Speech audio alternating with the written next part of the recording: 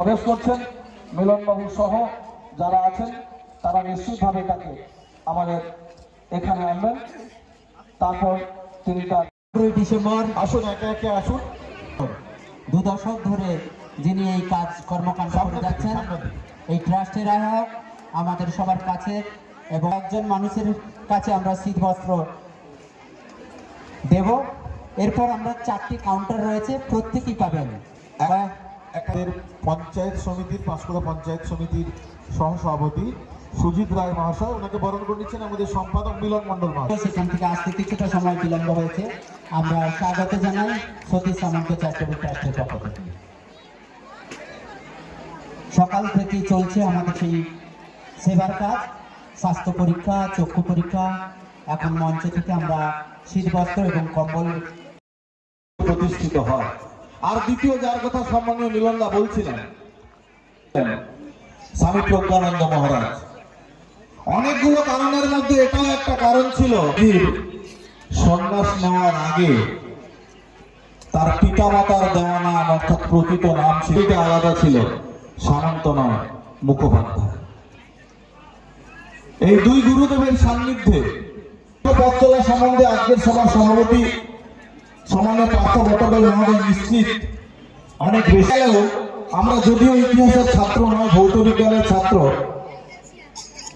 জেলার স্বাধীনতা সংগ্রামের অন্যতম আরেক প্রাণ পুরুষ Ajay Mukherjee Hamilton high school. সৌভাগ্যক্রমে যখন পিওর সায়েন্সে উচ্চ মাধ্যমিকে ভর্তি হই আমি তমলুক হ্যামিল্টন, অজয় মুখার্জির হ্যামিল্টন প্রথম 2 এ জেলার গর্ব অজয় মুখার্জি। 1920 সালের অসহযোগ আন্দোলন এবং 22 সালের উত্তরপ্রদেশের চৌরি যখন প্রায় এই সিদ্ধান্তে ডিমোরালাইজ হয়ে যাওয়ার মতো একটা পরিস্থিতি, অনেকেই ঊর্জা হারিয়ে ফেলেছেন, অনেকেই অচিরে প্রাণ ত্যাগ করল, সেখানে তার হার না মানা মানসিকতা, ফিরে এসে নিজের ত্যাগ এবং জাতিকে এগিয়ে নিয়ে যাওয়া, দেশকে পথ দেখানোর যে ব্রত, সেই ব্রততেই কিন্তু মগ্ন থাকলেন। হলদিয়া উন্নয়ন পর্ষদের সভাপতি তথা প্রাক্তন মন্ত্রী পশ্চিমবঙ্গ সরকারের অধ্যাপক জ্যোতির্ময় কর মহাশয়কে বরণ করে নিচ্ছেন আমাদের সতীশ সামন্ত চ্যারিটেবল ট্রাস্টের সম্পাদক মিলন মন্ডল মহাশয়।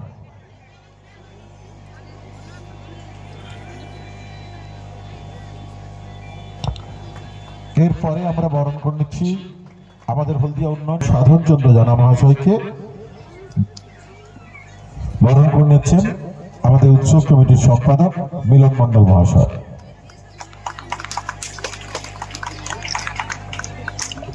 আমরা প্রতি বছরই সতীশ সামন্ত চ্যারিটেবল ট্রাস্ট ওনার জন্মদিন পালন করি, এবং শুধু জন্মদিন পালন নয়, সেই জন্মদিনকে সামনে রেখে আমরা স্বাস্থ্য পরীক্ষা শিবির, চক্ষু পরীক্ষা শিবির, বিনা পয়সায় চশমা দেওয়া এবং যত চোখের জটিল রোগ হোক না কেন আমাদের ট্রাস্টির পক্ষ থেকে বিনা পয়সায় অপারেশনেরও ব্যবস্থা করা হয়।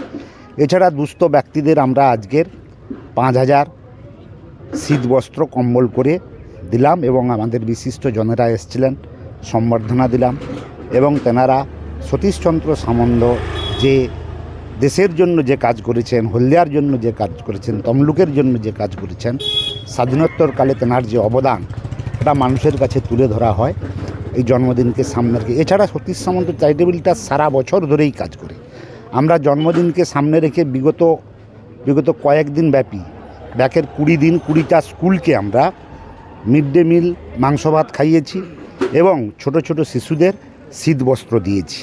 এবং আগামী 26 তারিখ সকাল থেকে ব্লাড ডোনেশন ক্যাম্প হবে, যেহেতু সতীশবাবুর জন্মস্থান গোপালপুর হলদিয়াতে, এবং সেখানেও প্রায় 2000 শীতবস্ত্র আমরা বিতরণ করব।